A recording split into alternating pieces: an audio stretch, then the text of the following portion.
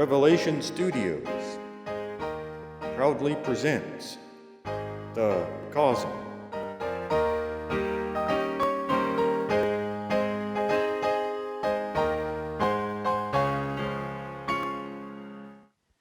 Hello everybody and welcome to the COSOM.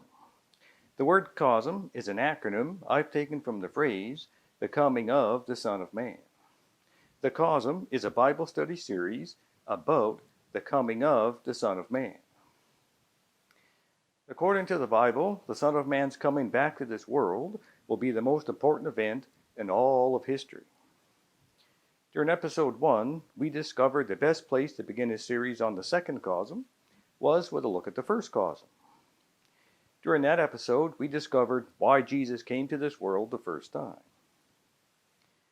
During episode number 2, we discovered how Jesus left this world and how he'll come back. We discovered that 2 harvests will take place when Jesus returns.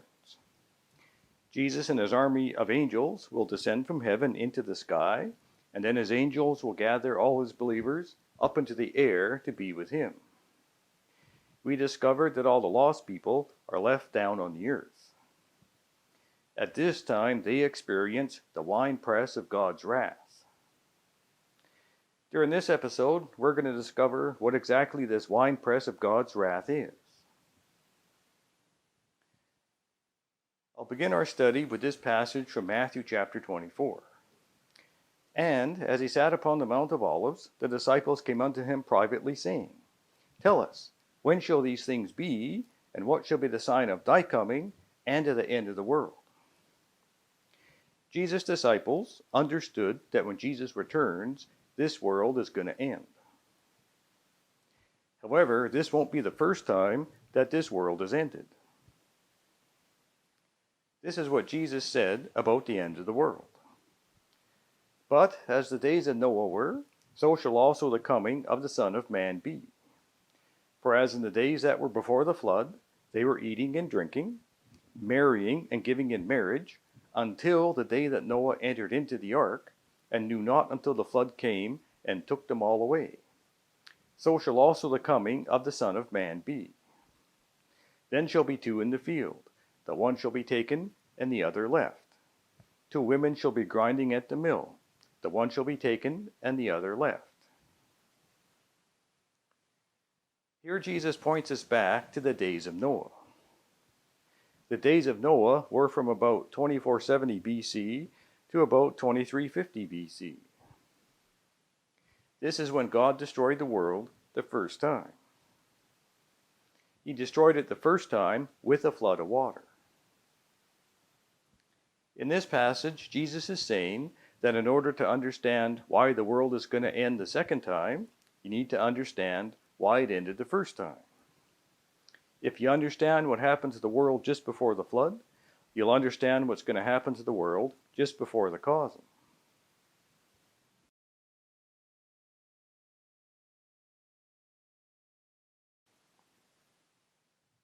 The world before the flood was quite a bit different from the world that we see around us today. When God created the world, he created a perfect world. There was one continent and one ocean. God created a pair, a male and a female, of all kinds of animals to inhabit this world. As the crowning work of his creation, God created a pair of beings in his own image. He created them to rule over the world and all the animals. These beings were to have a physical body like the animals, but they'd have a much more sophisticated mind. A mind that will be capable of connecting to God's Spirit. Thus, being filled with God's Spirit, they'd be capable of comprehending divine things and behaving in a moral manner. Somewhere toward the western side of this continent was the land of Eden. On the eastern side of this land, God planted a special garden. This garden was to be the home base from which Adam and Eve and all the animals would be fruitful and multiply and then spread forth to fill the world. From the highest hill in the land of Eden, a river flowed from an underground spring. It passed through the land of Eden and then split into 4 major rivers. These rivers divided the continent into different territories. This map shows my best guess as to how this continent was divided. And please remember, this is just my guess. One of these territories, called Havilah, was full of precious metals and jewels. The world had seasons, but they were mild. It didn't get too hot or too cold, and it didn't rain. During the night, the ground was watered by a mist and a heavy dew. The wind was always gentle and pleasant, just enough to circulate the air and keep it fresh. There weren't any storms or bad weather like we have today. A short time after they were created, Adam and Eve sinned against God. Revelation chapter 12 tells us what happened. And there was war in heaven. Michael and his angels fought against the dragon, and the dragon fought and his angels, and prevailed not, neither was their place found any more in heaven. And the great dragon was cast out, that old serpent, called the devil and Satan, which deceiveth the whole world. He was cast out into the earth, and his angels were cast out with him.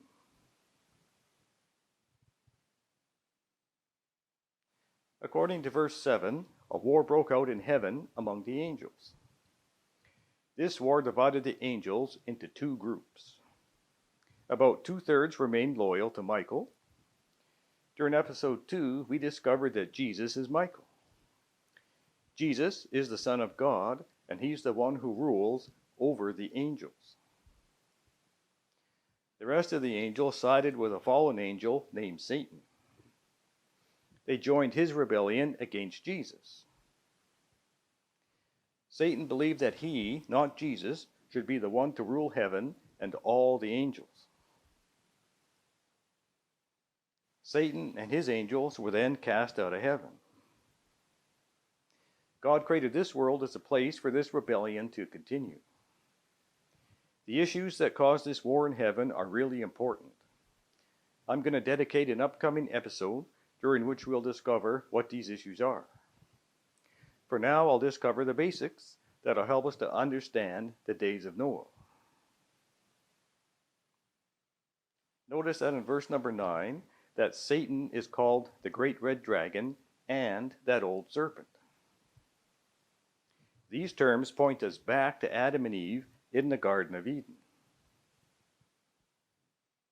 Even though Satan was cast down to this world and given access to this world, he wasn't its ruler. That title still belonged to Adam and Eve. Satan needed to get Adam and Eve to obey him instead of God. By obeying him instead of God, they'd give their dominion over the world to him, and he'd be its new ruler.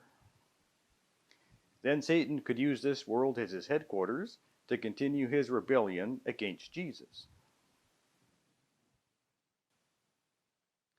Satan couldn't approach Adam and Eve openly. Jesus had told them about his rebellion and that he'd try to get them to join his side. So instead, Satan decided he needed to work through an agency that Adam and Eve would trust. The agency that Satan chose was the dragon. The dragon was the most glorious creature that God had created.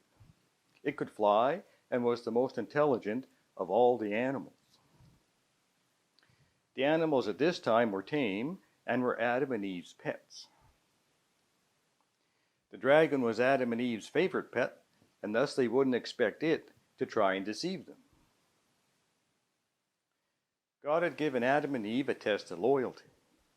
He gave them permission to eat from any tree except for this one tree. By obeying this command, they demonstrate their loyalty to God. Satan needed to get Adam and Eve to eat from this forbidden tree and rebel against God's authority. Satan then possessed the dragon. Then he had it land on the forbidden tree. Eve saw her favorite pet land on the forbidden tree, and she went to investigate. Then Satan made the dragon eat some of the fruit as she watched. Then Satan had the dragon talk. Eve was totally startled. She'd never heard it speak before.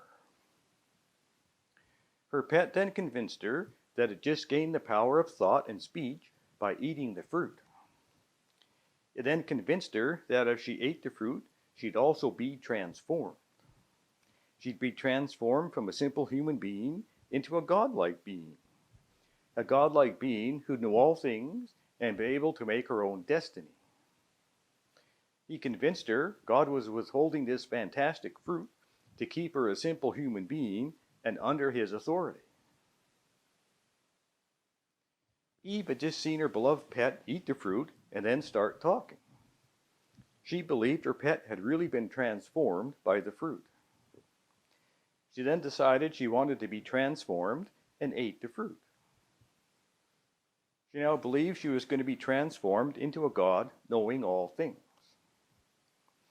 She then took some of the fruit to Adam and convinced him to eat it.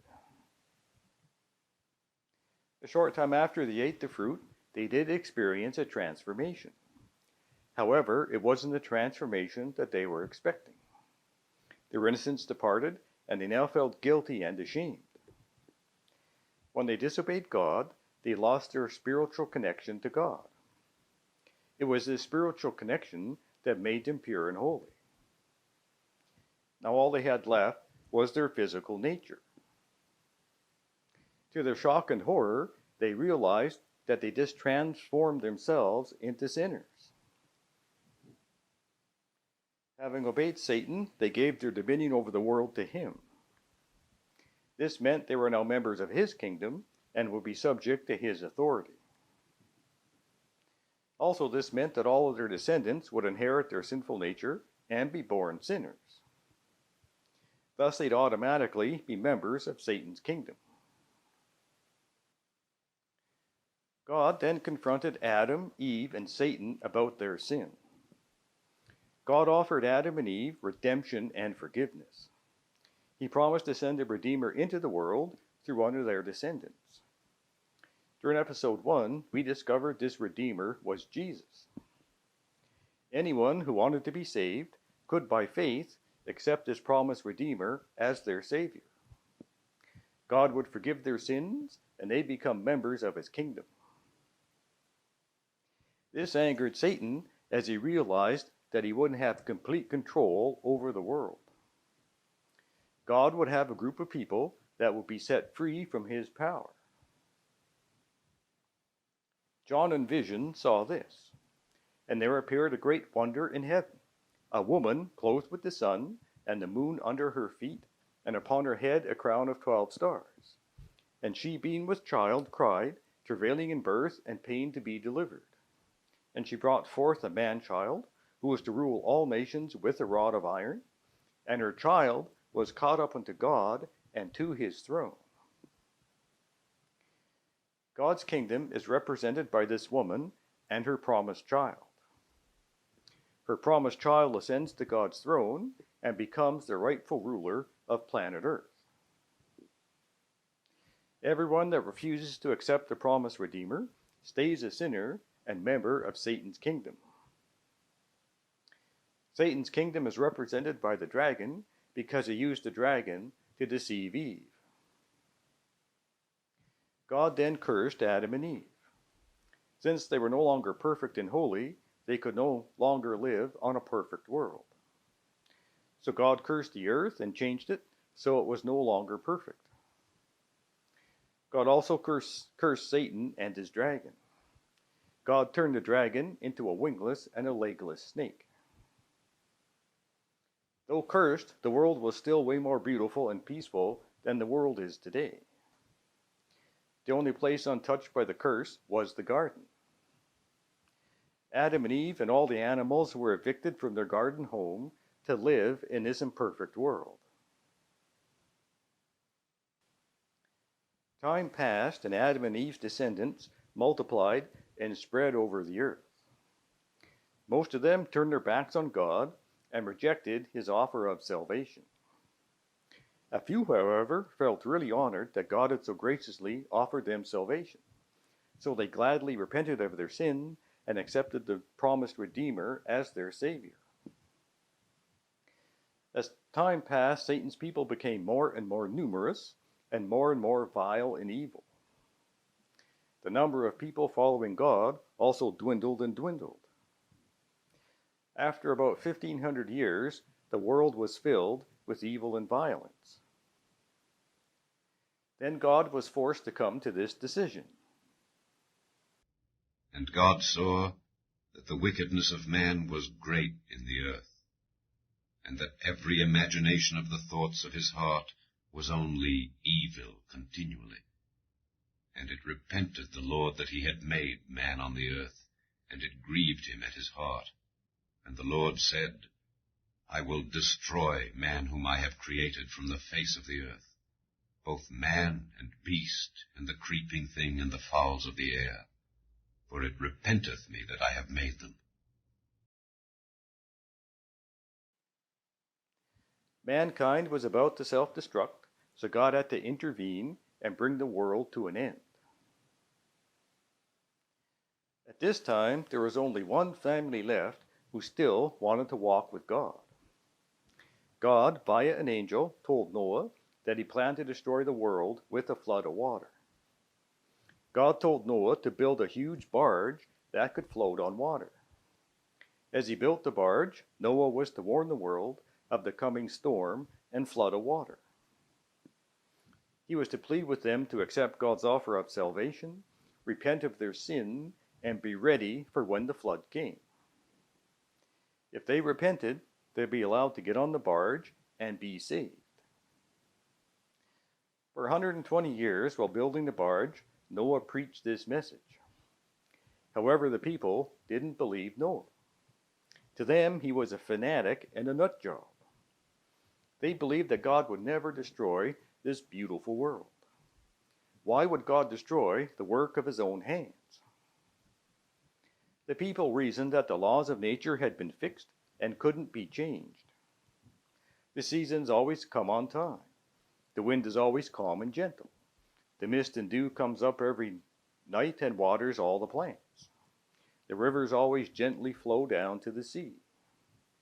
Water has never fallen from the sky and never will. The wind can't blow hard enough to destroy things. They concluded that this silly storm and flood of water could never happen, so let's just enjoy life and live it up. People came from all over the earth to watch this fanatic and make fun of him. Before the flood, there was no form of government or police to control society. The strong would prey on the weak. Bands of warriors would rob and pillage and take whatever they wanted by force. They'd leave death and destruction in their wake. Drunkenness and sexual immorality prevailed as people made merry and partied till the wee hours of the night. People would go to the land of Havilah and gather up the precious metals and jewels. They'd use them to adorn themselves, their houses, and their gardens. Almost all people became idolaters. They made gods of the sun, moon, and the stars. They erected statues of birds and animals and would worship them. We become what we worship. This is why we're to worship God and Him only. We were created in the image of God, and only by worshiping Him can we retain this image. When people turn from worshiping the true and living God, they end up worshiping what they see around them. Thus, their evil natures become more and more debased and vile. Idolatry was the main cause of the violence and strife spreading throughout the world. As the psalmist says, their idols are silver and gold, the work of men's hands. They have mouths, but they speak not.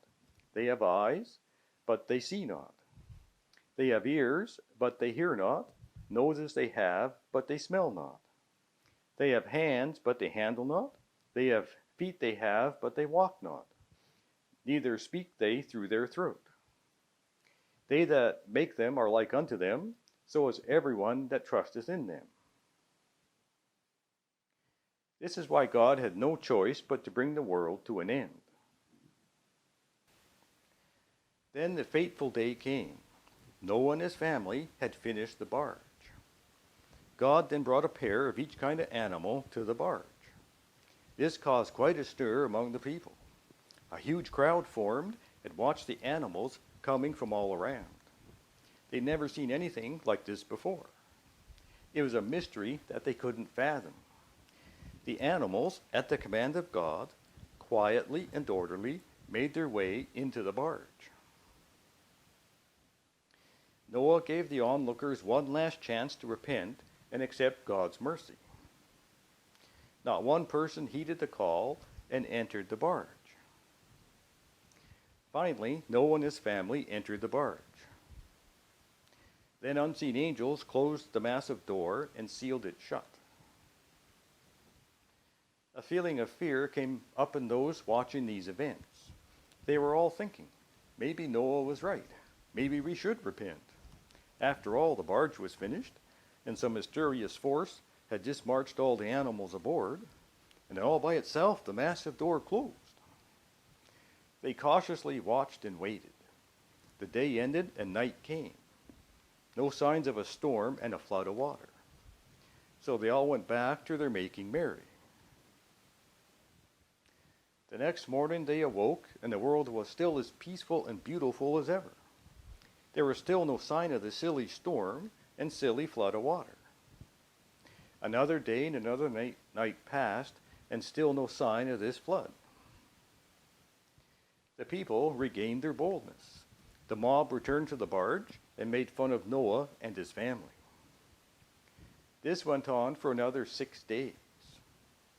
Then on the 8th day, the mob of people woke up and went back to the barge. They continued their making fun of Noah. Then thick dark clouds started building up in the sky. The normally gentle breeze also changed and became stronger and stronger. Then water drops started falling from the sky. The people had never experienced a rainstorm. The storm got worse and worse. The rain became harder and harder. Lightning bolts streaked across the sky, and deafening thunder boomed across the landscape. The people watched in horror as lightning bolts set fire to their beautiful homes and gardens. They beheld their beautiful statues and idols being smashed to pieces. God made sure they knew the cause of their doom was their idolatrous and violent ways. The people were running to and fro in terror. It's too late, they screamed. Noah was right. God is going to destroy us. Why didn't we listen to Noah? Over the next 40 days, the water rose higher and higher. The people and the animals scrambled to find safety on the highest hills, but to no avail. The massive waves would wash them away, and they'd perish in the depths. They tried to cling on to floating debris, but the water was too turbulent, and they'd tire out and drown. The Bible describes the scene this way. In the 600th year of Noah's life, in the 2nd month, the 17th day of the month, the same day were all the fountains of the great deep broken up, and the windows of heaven were opened, and the rain was upon the earth 40 days and 40 nights.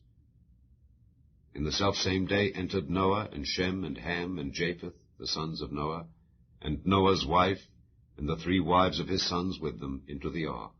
They, and every beast after his kind, and all the cattle after their kind, and every creeping thing that creepeth upon the earth after his kind, and every fowl after his kind, every bird of every sort. And they went in unto Noah into the ark, 2 and 2 of all flesh, wherein is the breath of life. And they that went in male and female of all flesh, as God had commanded him. And the Lord shut him in. And the flood was 40 days upon the earth.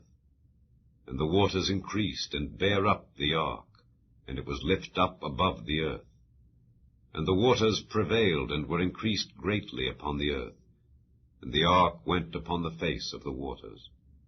And the waters prevailed exceedingly upon the earth, and all the high hills that were under the whole heaven were covered. 15 cubits upward did the waters prevail, and the mountains were covered.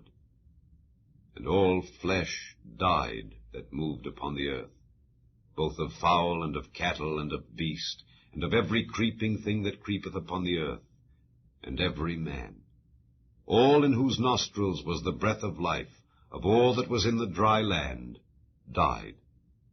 And every living substance was destroyed which was upon the face of the ground, both man and cattle, and the creeping things, and the fowl of the heaven, and they were destroyed from the earth. And Noah only remained alive, and they that were with him in the ark. And the waters prevailed upon the earth 150 days.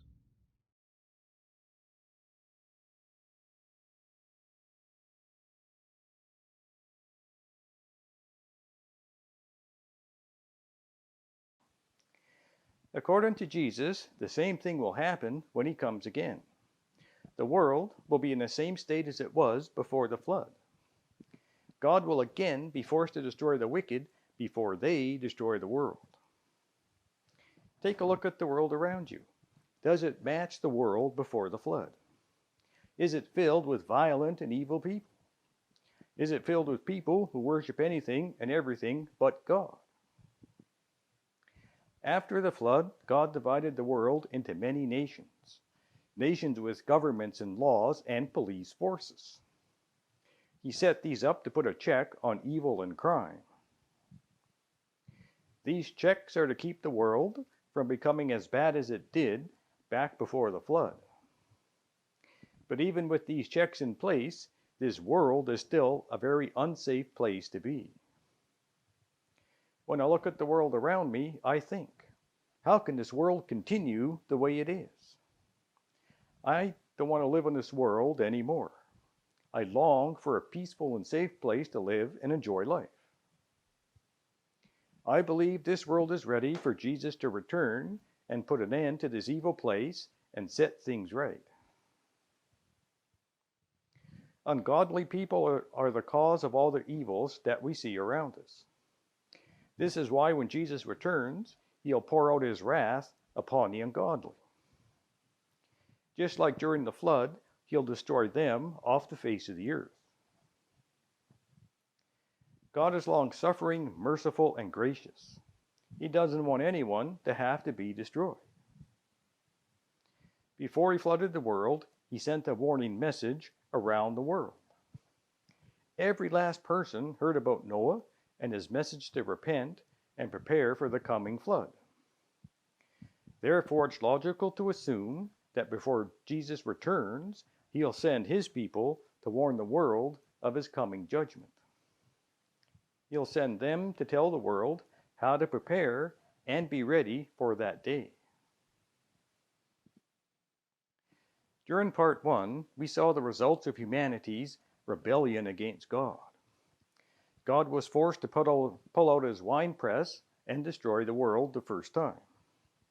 Since the flood, Satan has continued his rebellion, and via his masterful deceptions, he again has most of the world on his side.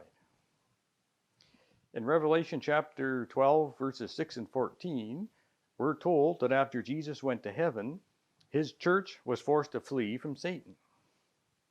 Satan, via his earthly agencies, has tried to stomp out God's people for the past 2,000 years.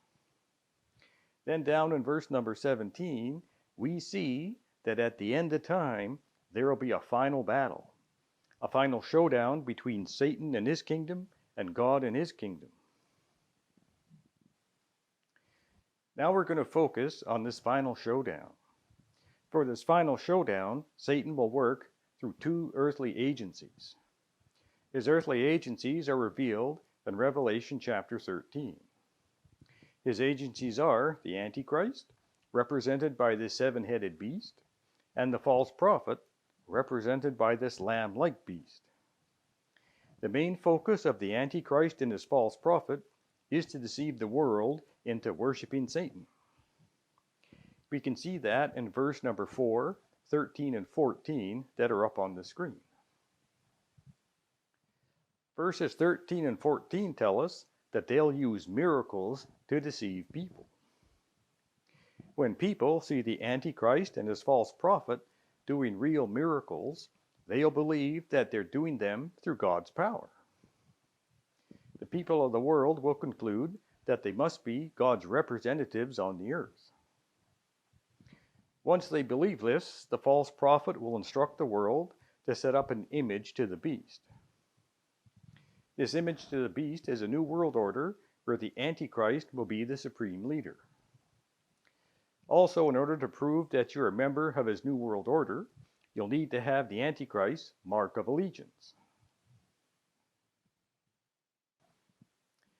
In verse 17, at the end of time, the remnant of God's people have a message or a testimony from Jesus Christ. They'll then go forth and deliver his last warning message to the whole world. It's found in Revelation chapter 14, verses 6 through 12. We know that this is the last warning message because right after this message is given is the COSOM scene that we studied in episode number 2. Symbolized as 3 angels, God's people deliver this message to the world.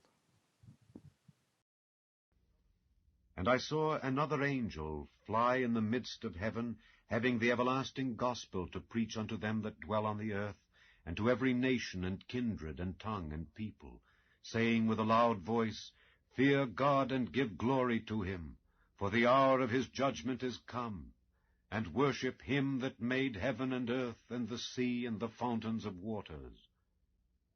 And there followed another angel, saying, Babylon is fallen, that great city, because she made all nations drink of the wine of the wrath of her fornication. And the third angel followed them, saying with a loud voice, If any man worship the beast and his image, and receive his mark in his forehead or in his hand, the same shall drink of the wine of the wrath of God, which is poured out without mixture into the cup of his indignation, and he shall be tormented with fire and brimstone in the presence of the holy angels and in the presence of the Lamb. And the smoke of their torment ascendeth up forever and ever, and they have no rest day nor night, who worship the beast and his image, and whosoever receiveth the mark of his name. Here is the patience of the saints. Here are they that keep the commandments of God and the faith of Jesus. While Satan is trying to deceive the world into worshiping him and accept his mark of allegiance, God is calling the world to repent and worship him as the Creator. Notice that God also has a mark of allegiance. And after these things I saw 4 angels standing on the 4 corners of the earth, holding the 4 winds of the earth, that the wind should not blow on the earth, nor on the sea, nor on any tree. And I saw another angel ascending from the east, having the seal of the living God, and he cried with a loud voice to the 4 angels, to whom it was given to hurt the earth and the sea, saying, Hurt not the earth, neither the sea, nor the trees, till we have sealed the servants of our God in their foreheads. The first angel's message contains the appeal to receive the seal of the living God. The second and third angel's messages contain the warning to not worship the beast or receive his mark of allegiance. So at the end of time, everyone will have a choice to make. You can choose either the seal of God or the mark of the beast. It'll be just like it was at the flood. Those who have God's seal will be spared and left alive, while those who have the Antichrist mark will be taken away and destroyed. Now we need to answer 2 questions. How will God's people be saved? And how will Satan's people be destroyed? I'll begin answering these questions by looking at this passage again. The 4 corners of the earth is a symbol for worldwide. The 4 winds of the earth is a symbol for destructive forces. This verse is telling us that the world will be destroyed. But God won't allow the world to be destroyed until everyone has been warned and given a chance to accept his seal or mark of allegiance. Jesus did say that this will happen just before the world ends. For then shall be great tribulation, such as was not since the beginning of the world, to this time, no, nor ever shall be. The world will be plunged into a time of trouble such as never has been before. Have you noticed that the world around us is getting worse and worse and worse? Natural disasters are becoming more and more common. We're now discovering that extreme weather events are becoming the norm. Political strife and conflict between nations is never ending, with no hope of our world being a peaceful and pleasant place to live. The frequency and severity of crime has reached all-time highs. Disease and epidemics are becoming more frequent and severe. I believe what we're seeing right now is just the warm-up before the match. I believe that very soon things will get drastically worse. Disasters and crime and conflict and disease will become so bad that people will believe the world is about to end. I also believe that the world's economy will collapse, starting a depression that'll be much worse than the one during the 1930s. This time of trouble will prepare the world for the outpouring of these four winds of destruction. When this tribulation begins, the Antichrist and his false prophet will appear and begin their deceptions.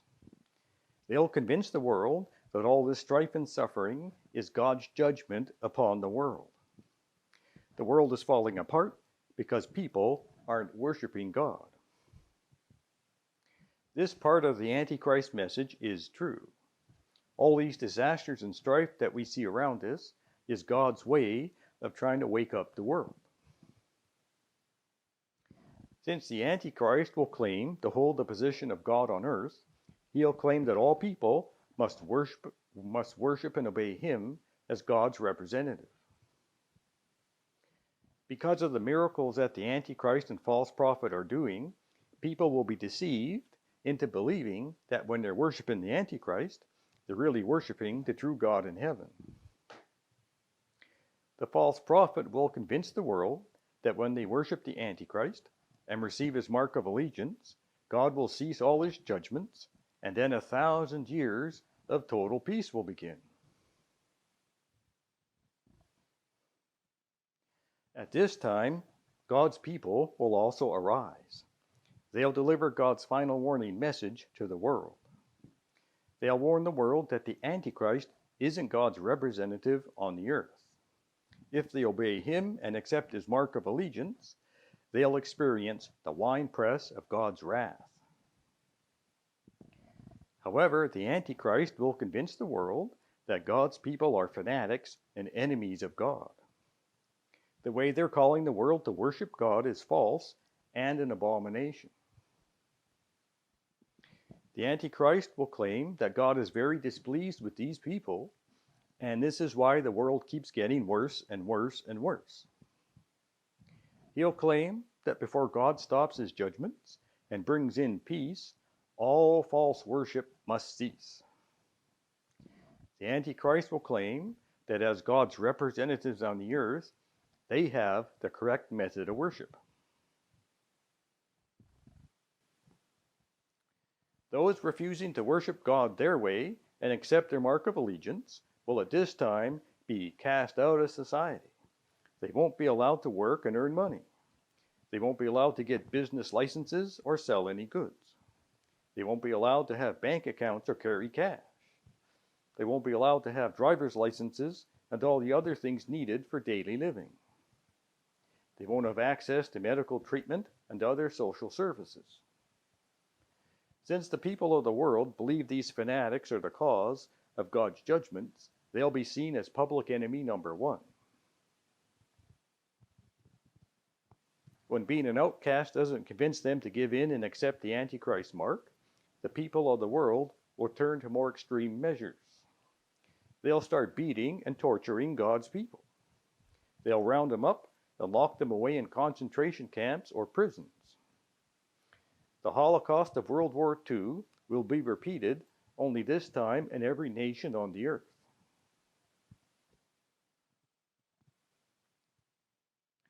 The final battle on planet Earth will be over who we worship and how we worship.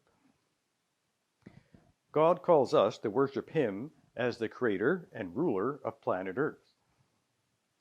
But He doesn't call us to worship Him as the creator any way that we choose. God has given us specific instruction telling us how He wants us to do this. By worshiping God His way, we receive His seal and are then marked as one of His people. The devil, via his Antichrist, wants us to worship him as the ruler of planet Earth. The method of worship that the Antichrist and his false prophet teach is a counterfeit worship. This showdown between true worship and false worship will divide the world into two groups. The vast majority will be those who are deceived and believe that the Antichrist is God's representative. They'll worship God His way and accept His mark of allegiance. A small minority will be those who believe God's messengers. They'll worship God as the creator His way and thus receive His mark of allegiance. The devil wants the whole world to worship him and sin against God. This small group of dissenters who won't join his side is spoiling his victory. He, then via the Antichrist, will order the death of God's true people. The Antichrist will pass a worldwide law that states that everyone who refuses to receive his mark is to be executed. He'll say that once all the dissenters are dead and all false worship has ceased, God will be happy, and then the world will finally be at peace. This law will set a date after which all who won't accept the Antichrist mark are to be hunted down and executed. The passing of this law is what triggers the end of the world. Now those four angels release the four winds of destruction. These four winds in Revelation chapter 7 are the seven last plagues found in chapter 16. These seven last plagues are the wrath of God against an ungodly and impenitent world.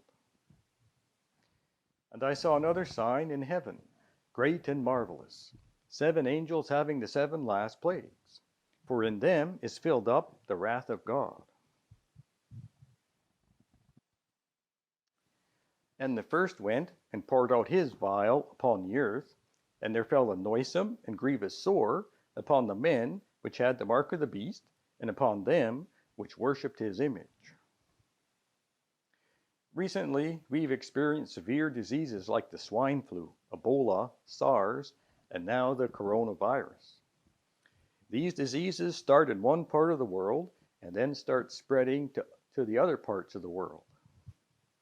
We've all seen and felt the fear and panic that these threats have caused. However, the disease that the first plague brings will strike a few people in almost every city and town around the world at the same time. Then the disease will start slowly spreading. Imagine the panic and fear that this will cause. Probably about 50% of people will be too scared to venture out into public. What's the reason for this plague?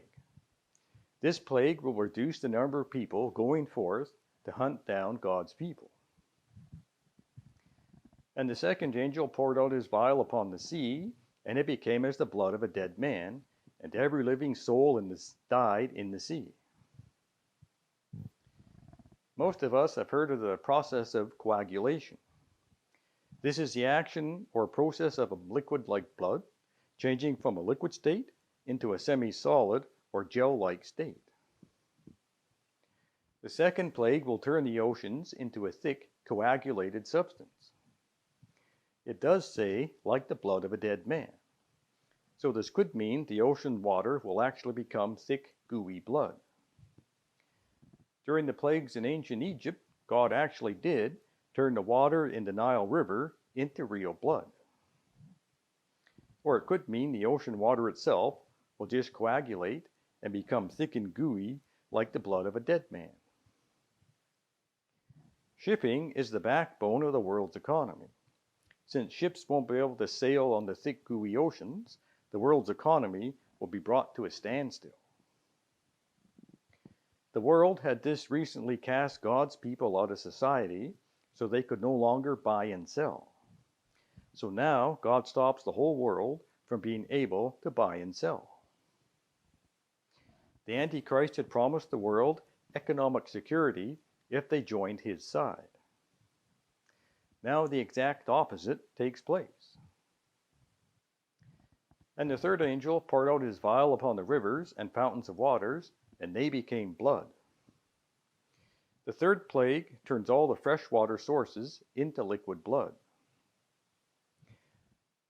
I believe that this will be the case, because the angel says, "Thou hast given them blood to drink." I believe that since the ungodly are preparing to hunt down and kill God's people, God actually gives them real blood to drink. And the fourth angel poured out his vial upon the sun, and power was given unto him to scorch men with fire. And men were scorched with great heat, and blasphemed the name of God, which hath power over these plagues, and they repented not to give him glory.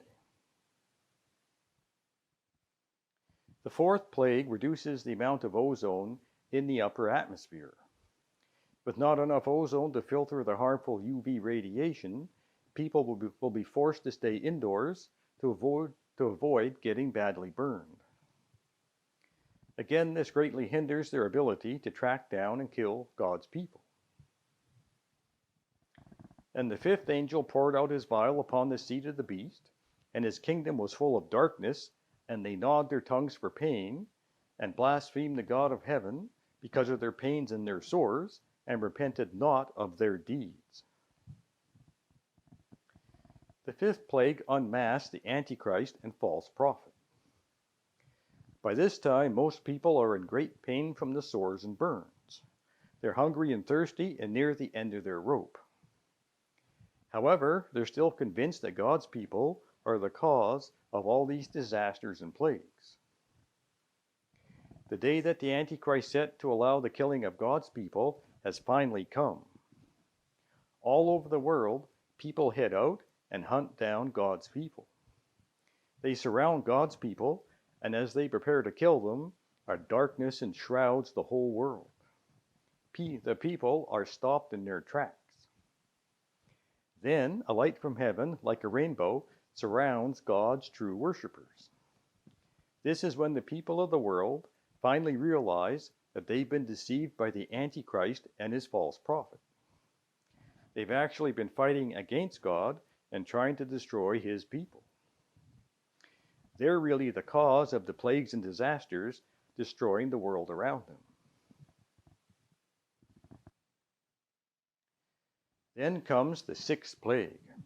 And the sixth angel poured out his vial upon the great river Euphrates, and the water thereof was dried up, that the way of the kings of the east might be prepared. The sixth plague is the fall of the Antichrist. The Antichrist is called Babylon the Great. So we can call the Antichrist end-time Babylon. This verse, however, is a description of how ancient Babylon was conquered. The ancient city of Babylon sat on the Euphrates River. It flowed through the center of the city. The kings of the east were the Medes and the Persians. In order to conquer Babylon, they actually dried up the Euphrates River.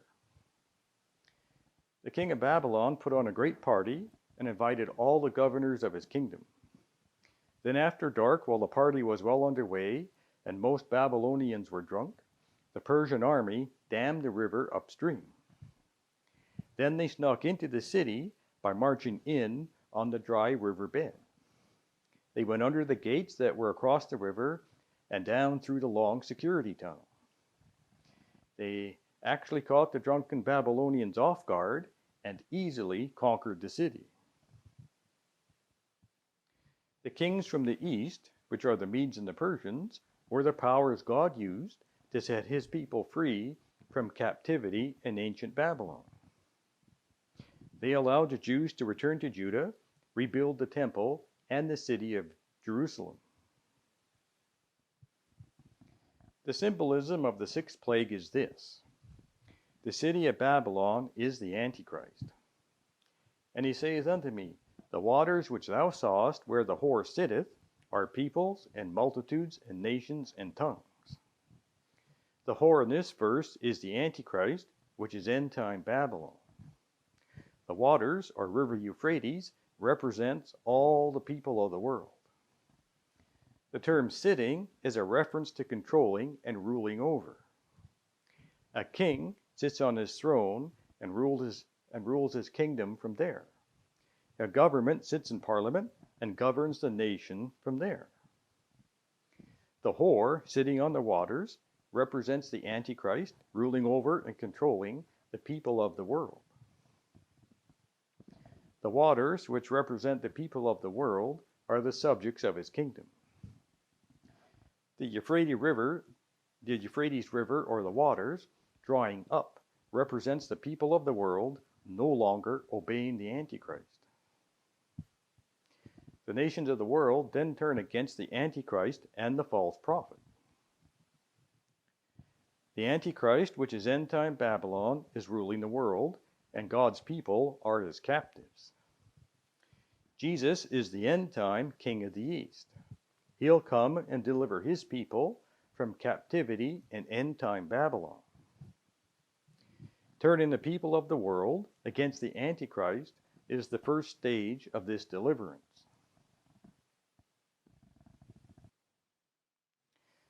Now the seventh plague is poured out.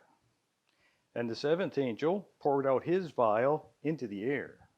And there came a great voice out of the temple of heaven from the throne, saying, It is done. And there were voices and thunders and lightnings, and there was a great earthquake, such as was not since men were upon the earth, so mighty an earthquake, and so great. And the great city was divided into 3 parts, and the cities of the nations fell, and great Babylon came in remembrance before God, to give unto her the cup of the wine of the fierceness of his wrath. And every island fled away, and the mountains were not found, and there fell upon men a great hail out of heaven, every stone about the weight of a talent. And men blasphemed God because of the plague of the hail, for the plague thereof was exceeding great. God speaks from heaven and says, It is done. His voice is so loud that it shakes the whole earth. This causes the largest earthquake ever. Cities all over the earth are laid waste. Thick clouds envelop the earth, and great bolts of lightning streak across the sky. Deafening thunder rolls across the surface of the earth. Huge 100-pound hailstones start falling all over the earth. The whole world's attention is now focused up on the sky. Then they see the sign of the Son of Man up in the sky. At first it's like a dark cloud way, way off in the distance. Then as it gets closer and closer, it becomes brighter and brighter. The people then realize it's Jesus and his army of angels coming with great power and glory. Now all the ungodly mourn and wail as they realize that they're going to be destroyed. Notice that the 7th plague is poured out on the sky. When Jesus comes, where does he appear? We discovered in episode number 2 that he appears up in the sky. The 7th plague is Jesus and his army of angels descending from heaven down into the sky. Notice verse number 20. And every island fled away, and the mountains were not found. So severe is the earthquake and the hail that islands and mountains sink down into the earth. This ties us to another passage describing the 7th plague. And the heaven departed as a scroll when it's rolled together, and every mountain and island were moved out of their places. And the kings of the earth, and the great men, and the rich men, and the chief captains, and the mighty men, and every bondman, and every free man, hid themselves in the dens and in the rocks of the mountains, and said to the mountains and rocks, Fall on us, and hide us from the face of him that sitteth on the throne, and from the wrath of the Lamb. For the great day of his wrath is come, and who shall be able to stand? We know that this is the seventh plague for two reasons. First, the mountains and islands are disappearing. This happens during the seventh plague. Second, the people try to flee from the face of Jesus. Note the words, hide us from the face of him. This means that they can see Jesus. We already discovered Jesus will be seen by everybody when he appears at the COSOM. Jesus, as the archangel, shouts a command, then everyone who's ever repented of their sin and accepted his offer of salvation is raised back to life. Then angels descend from the cloud, and while the ungodly look on, they take them, along with all the living Christians, up into the cloud to be with Jesus.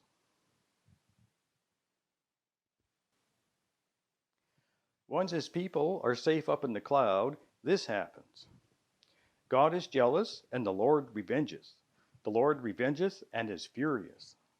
The Lord will take vengeance on his adversaries, and he reserveth wrath for his enemies. The Lord is slow to anger and great in power, and will not at all acquit the wicked. The Lord hath his way in the whirlwind and in the storm, and the clouds are the dust of his feet. He rebuketh the sea and maketh it dry, and drieth up all the rivers. The mountains quake at him, and the hills melt. And the earth is burned at his presence, yea, the world, and all that dwell therein. Who can stand before his indignation? And who can abide in the fierceness of his anger?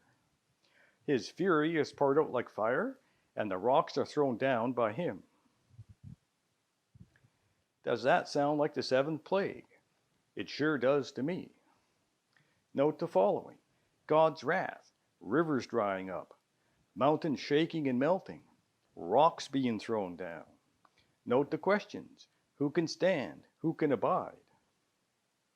This matches the seventh plague described in Revelation chapter 6 and 16. Also notice these phrases: the hills melt, the earth is burned, his fury is like fire. After all the saved are safe with Jesus in the cloud, the earth will be destroyed by fire.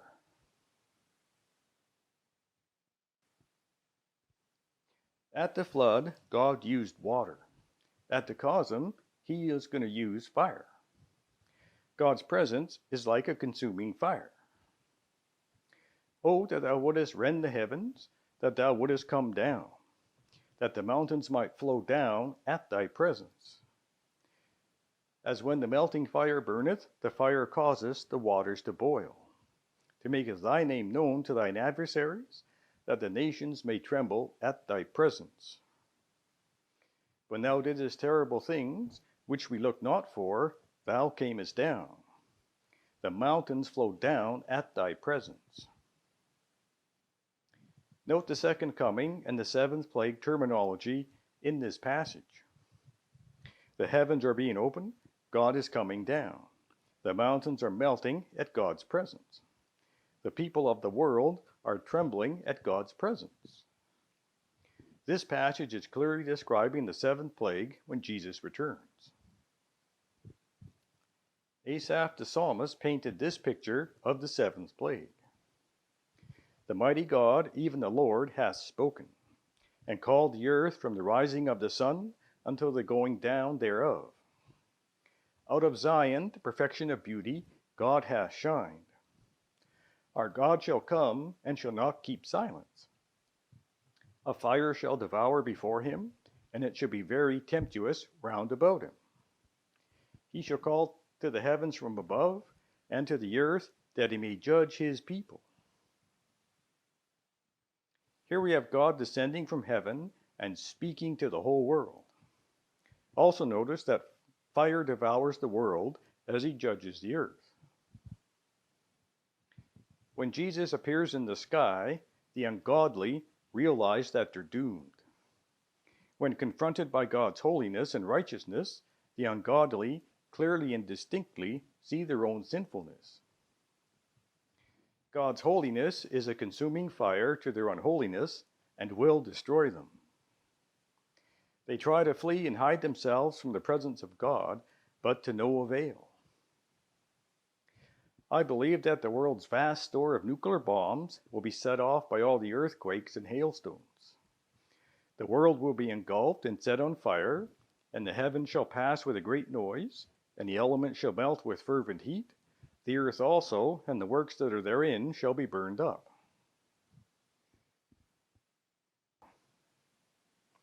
Nothing will be left alive.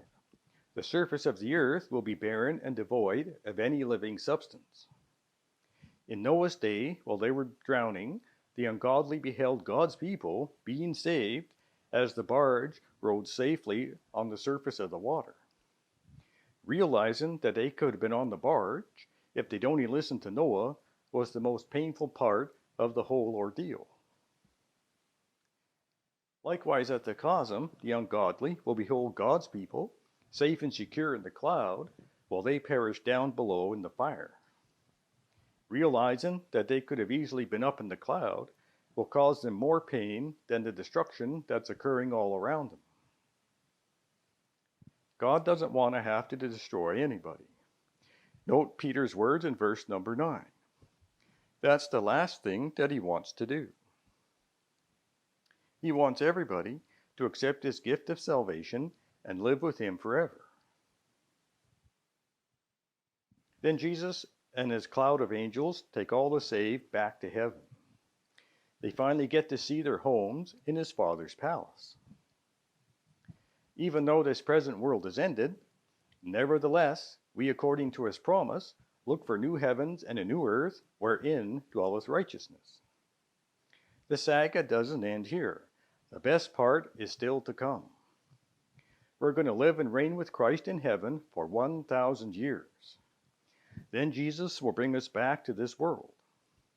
He'll recreate it into the marvelous world he intended it to be in the very beginning. In an upcoming episode, we'll discover just how marvelous this new heaven and new earth is going to be.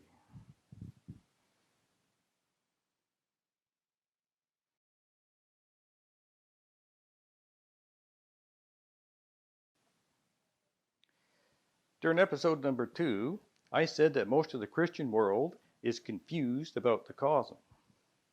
If you were to ask almost any Christian, at the rapture, which do you want? To be taken or to be left behind? Almost all would say they want to be taken and not left behind. I believe that almost all Christians have it backwards. They should really want to be left behind and not be taken. Let's go back to this passage about the flood and see why they should want to be left behind.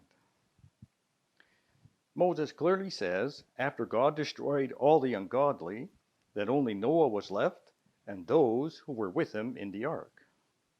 Note the phrase, only Noah was left, with the emphasis on the word left.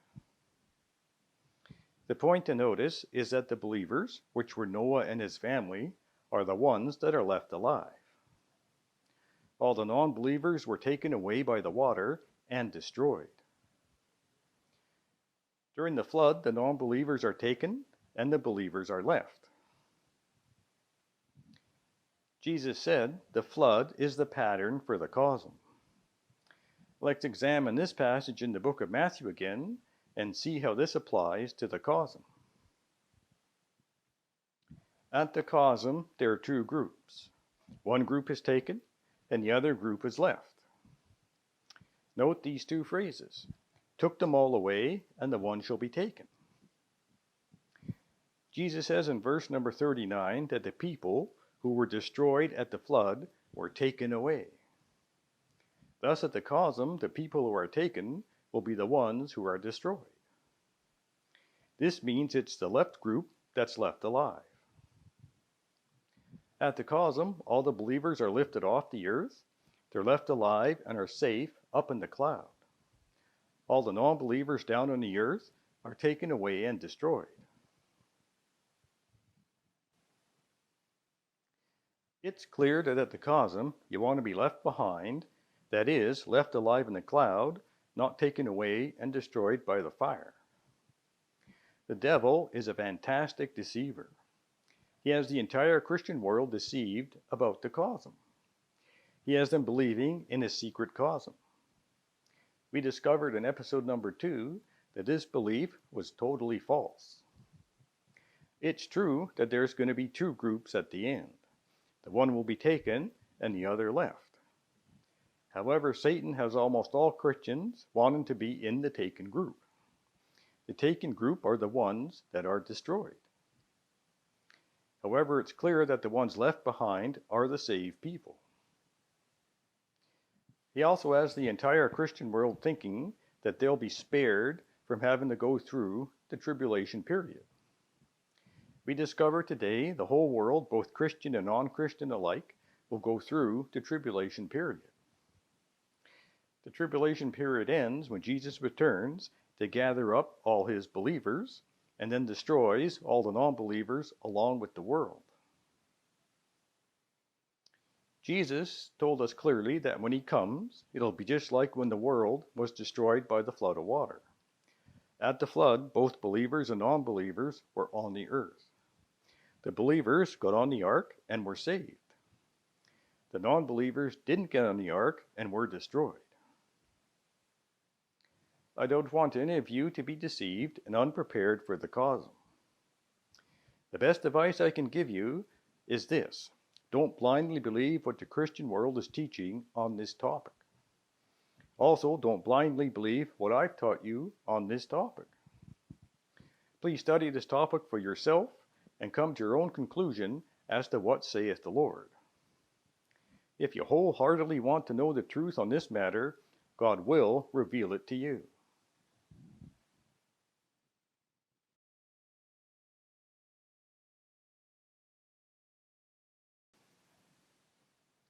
I hope you enjoyed our 3rd episode together.